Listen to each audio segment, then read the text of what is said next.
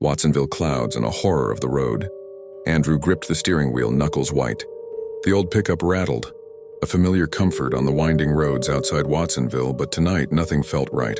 A strange, almost sickly pink hue was bleeding into the twilight sky, not the gentle pastels of a usual sunset, but something more aggressive, more unnatural.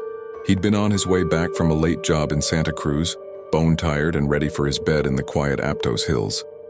But as he crested the hill overlooking the valley, a shiver, cold and sharp, traced its way down his spine.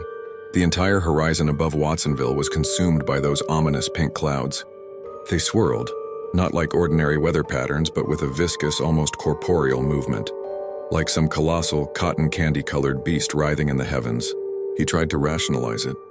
Dust, wildfire smoke? But there was no smell of ash, no grit in the air. And the color itself was wrong. A shade of pink that reminded him of raw flesh, of something unhealthy and decaying. As he descended into the valley, the air grew heavy, strangely still. The usual evening sounds of crickets and distant traffic were muted, swallowed by the unnerving silence. He glanced at the small, cluttered dashboard. The radio was dead, not even static. His phone, usually buzzing with notifications, was a dark, inert rectangle in the passenger seat. Then he saw them, flickers of movement on the fields beside the road.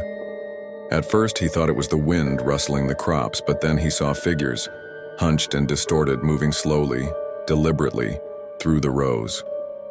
They were too far to make out details, but their gait was wrong, a jerky, uneven shuffle. A cold dread began to coil in his gut.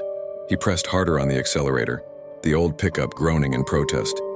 He just wanted to get home, away from this unsettling spectacle. As he neared the outskirts of Watsonville, the pink intensified, casting a sickly glow over everything. The streetlights flickered erratically, their yellow light struggling against the pervasive rose-tinted gloom. He saw a few cars pulled over, their occupants standing outside, staring up at the sky. Their faces illuminated by the eerie glow, slack-jawed and pale. One man, standing by an old sedan, turned his head slowly as Andrew drove past. His eyes, wide and unfocused, seemed to reflect the unsettling pink of the sky. He lifted a trembling hand and pointed, not at Andrew, but at something behind him. Something Andrew couldn't see. A guttural sound, more animal than human, escaped his lips. Andrew floored it. The pickup roared, the engine screaming as he sped through the deserted streets. He didn't look in his rearview mirror. He couldn't.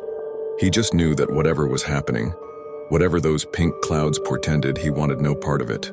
He burst out of the city limits.